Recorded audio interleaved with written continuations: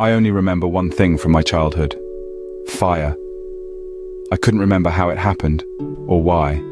Only the nagging sensation that I had something to do with it. I remember the heat and the horror. A yawning red mouth that swallowed everything in its path. The humanity, the fear, the sound of groaning metal. Crawling out of the flames while women screamed in a language I couldn't understand. Then nothing. The next thing I knew, I was surrounded by white walls and doctors. They told me it was a hospital, that I needed to be kept under observation. Apparently I should have burned to death, but I didn't. In fact, there wasn't a scratch on me, apart from a lump on my head. Concussion. After 2 months I figured it out. I wasn't just being healed, I was being studied. This was no ordinary hospital, but it wasn't like I was going anywhere. When I first awoke, I had to relearn everything. How to walk, how to talk. After I'd recovered, one of the researchers explained the government wanted to know how I'd started the fire, how I'd survived it. Apparently, I'd be of some use to them if I could only remember. But I have an idea. I've been here for a long time. The men studying me have grown worn and grey, but my face hasn't aged.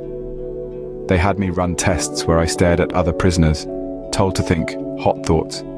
And sure enough, every so often, tender flames smouldering weakly around their feet.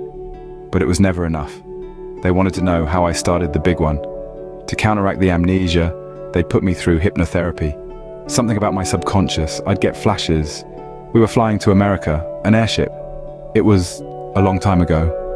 I was mad at my sister. Something about father loving her more than me. How mother called me a freak. I was so angry. I wanted to hurt her, as badly as she'd hurt me. So I closed my eyes. I thought of my sister, curling like bacon in the fire. A spark. Father's skin sloughing off in smoking ribbons. Mother plummeting to the ground far below, flames against an endless sky. The therapy ended there, too painful. Eventually, my captors resorted to drastic measures. They wanted my power, needed it for their own, and they needed me to remember how to use it. So they brought in someone to jog my memory, a survivor, they said, when they wheeled his decrepit old bones to my isolation cell. I could see it in his eyes. He knew me. We'd met before in the sky long ago. He screamed, raged in a language so familiar and yet so foreign. German, I think. I didn't understand, but I knew that he hated me, would never forgive me. One name was clear, howled in my face again and again, the Hindenburg,